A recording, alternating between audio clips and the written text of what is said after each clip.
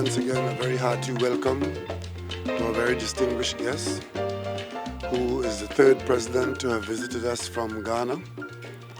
And today we had a very useful working session where a number of issues of mutual interest were discussed. Some of it we have been engaged in for some time, but today afforded us the opportunity to explore these issues a bit further, to comment on the fact that we have made some progress but not sufficient, to identify many areas of common interest, areas of energy, agriculture, education, culture, diplomacy, and we discussed at the granular level, at the local level, how we could do some specific things to continue to grow the bond between two very friendly nations,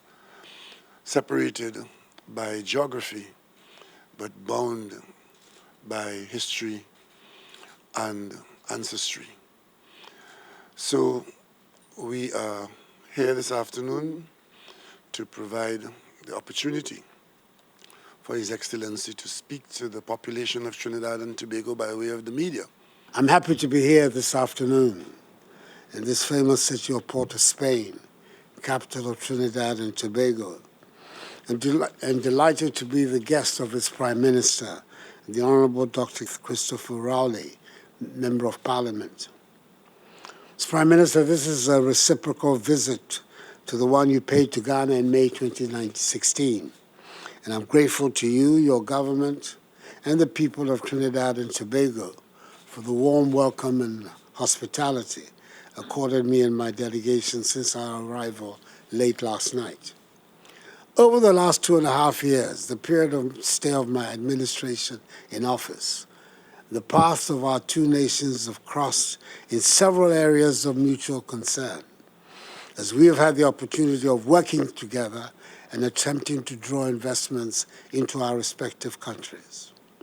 Today, Trinidadian shareholders own the majority of the shares of Republic Bank in Ghana, now one of the leading banks in our country. And Trinidadian investors are in the process of establishing in Ghana a petrochemical plant in fulfillment of their long-held aspirations, among other investments being considered in the country. On the other hand, Ghanaian companies like Niche Chocolate have started operations in this country, with other commercial operations such as the export of Ghanaian wax prints and shea butter into this country taking place. I'm thus here this afternoon to deepen the relations and strengthen the bonds of friendship and cooperation that exist between our two countries for the mutual benefit of our two peoples. I'm here also on another mission, ladies and gentlemen. My visit to your country follows visits paid in the last 2 days to Guyana and St. Vincent and the Grenadines. So as I'm sure you must have heard by now, we in Ghana have declared this year, 2019, as the year of return.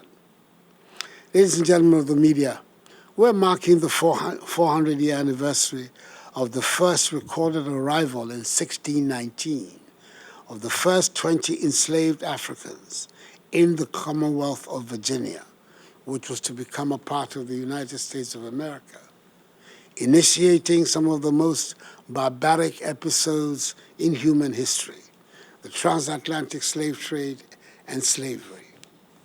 I launched the commemoration of the Year of Return at a ceremony last October in Washington, USA. It has been 400 years of a remarkable history of unassailable triumph over unbelievable adversity. The black people have built and contributed to the success of the Americas and the Caribbean. And even though they did not willingly make the journeys in the 200 years of the slave trade, once there, they were and have been an integral part of the success in their new homes, even though they have not benefited as much as they should have from their toil. For many of the millions of the descendants of these unwilling travelers to the Caribbean, Africa remains a continent of deep emotions and unresolved questions. We want to make Ghana the focus for this anniversary to enable Africans in the diaspora have a target area to come to. Ghana recognizes its unique position as the location for 75% of the slave dungeons built on the west coast of Africa, through which the slaves were transported. We have a responsibility, and we do extend a hand of welcome back home to Africans in the diaspora.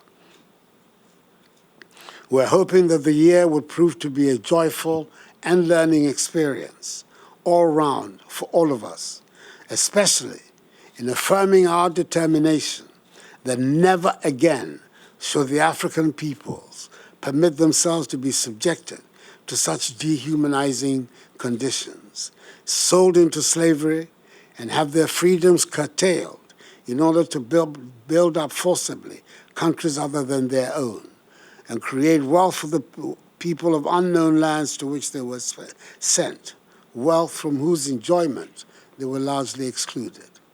We also want to use the events of this year to solidify our relations with our kith and kin, descendants of Africa, here in the Americas and the Caribbean.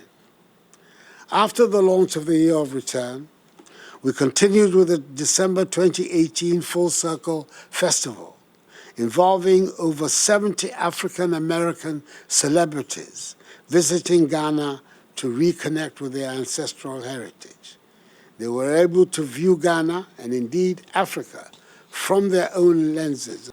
As we mark the 400th anniversary of the start of the transatlantic slave trade, come and visit, and let us together demonstrate that we have overcome. It says on the last door leading out of the dungeon from the slave castles that dot our coastline, door of no return. Let us show we can return. We have returned, and we have conquered the humiliation and degradation of 400 years ago. I look forward to many Trinidadians taking up our invitation. May God bless the peoples of Trinidad and Tobago and Ghana and the other peoples of the Caribbean and Africa. I thank you for your attention.